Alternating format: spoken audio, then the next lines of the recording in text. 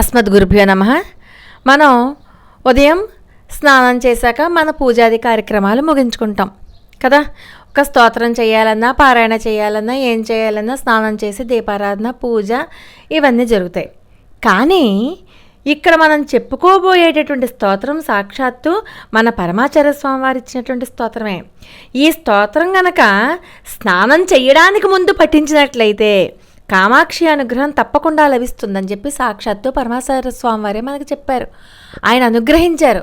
ఆయన అనుగ్రహించినటువంటి దివ్య స్తోత్రం గురించి చెప్పుకోబోయే ముందు పరమాచార్య స్వామి వారి దివ్యపాద పద్మాలకు నమస్కారం చేసుకుంటూ వీడియోలోకి వెళ్ళిపోదాం.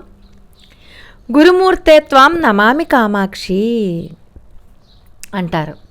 మార్కండేయ పురాణంతర్గత శ్రీ కామాక్షి విలాసం ఒక అద్భుతమైనటువంటి స్తోత్రం. ఆ స్తోత్ర వైభవం చెప్పాలి అంటే పరమపూజ్యులు, ప్రాతస్మరణీయులు, నడిచే దేవుడు, కంచి పరమాచార్య స్వామి శ్రీ శ్రీ శ్రీ చంద్రశేఖరేంద్ర సరస్వతి మహాస్వామి వారే స్వయంగా బ్రహ్మశ్రీ వేదపురి వారికి స్తోత్రం పారాయణం చేయమని, అందరికీ శ్లోకం చెప్పమని బోధించారు. ఈ స్తోత్రం ప్రతిరోజు స్నానం చేసే ముందు చదువుకుంటే, జాగ్రత్తగా వినండి, స్నానం చేసే ముందు చదువుకుంటే కామాక్షి అమ్మవారి యొక్క అనుగ్రహం తప్పకుండా లభిస్తుందని చెప్పి మనకి పరమాచార్య స్వామివారు చెప్పారు. అంతేకాదు, ఎవరైతే ప్రతిరోజు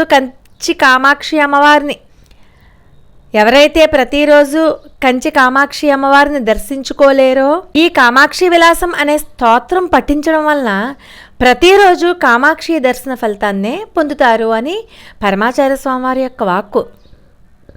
ఈ కామాక్షి విలాసంలో అమ్మవారి యొక్క వైభవం విస్తారంగా వర్ణించబడి ఉంటుంది. అంతేకాదు, కంచిలో ఉన్నటువంటి శివ, విష్ణు, గణేశ, సుబ్రహ్మణ్యుల దేవాలయాలు అమ్మవారి యొక్క ప్రధాన ఆలయం నుంచి ఎంతెంత దూరంలో ఉన్నాయో కూడా వర్ణించబడింది. అన్ని శివాలయాలలోని అమ్మవారి గర్భగుడిని కామకోష్టం అని శిల్పశాస్త్రాలు వర్ణిస్తాయి. ఇప్పుడు మనం చెప్పుకోబోయేటటువంటి స్తోత్రం కామాక్షి విలాసంలోని 23వ అధ్యాయంలో కొన్ని శ్లోకాలు మాత్రమే. కాబట్టి మనందరము కూడా ఈ పరమ పవిత్రమైన కామాక్షి విలాసం అనే స్తోత్రాన్ని ప్రతిరోజు స్నానం చేసే ముందు పఠించి కామాక్షి అమ్మవారి, ఏకాంబరేశ్వర స్వామివారి మరియు మన జగద్గురువులైనటువంటి పరమాచార్య స్వామి వారి యొక్క అనుగ్రహానికి పాత్రులం అవుదాం. ఇది మామూలుగా వేరే లిపిలో ఉంటుంది ఈ స్తోత్రం, కానీ ఆ స్తోత్ర లిపిని తెలుగులోకి మార్చి అనువాదం చేసి ఇవ్వడం జరిగిందనమాట. ఇప్పుడు మనం శ్రీ కామాక్షి విలాసంలోని ఏదైతే స్నానం చేయడానికి ముందు చదువుకోమన్నారో ఆ స్తోత్రంలో ఉన్నటువంటి కొన్ని శ్లోకాలను మనం నేర్చుకుని పారాయణం చేద్దాం. శ్రీమాత్రే నమః.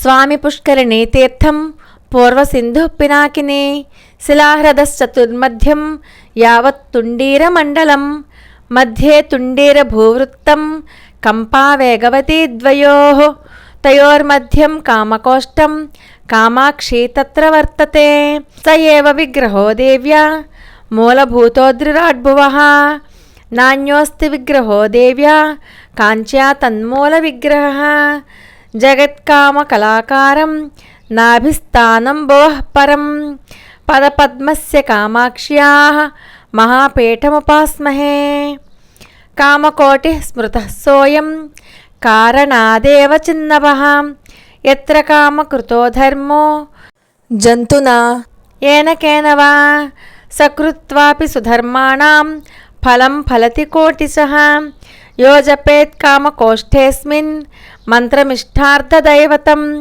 కోటివర్ణ ఫలేనైవ ముక్తిలోకం స గచ్చతి యో వసేత్ కామకోష్ఠేస్మిన్ క్షణార్ధం వా తదర్థకం ముచ్యతే సర్వపాపేభ్యః సాక్షాత్ దేవీ నరాకృతిః గాయత్రీ మంటపాధారం భూనాభిస్థానముత్తమం పురుషార్థప్రదం శంభోః బిలాభ్రం తం నమామ్యహం.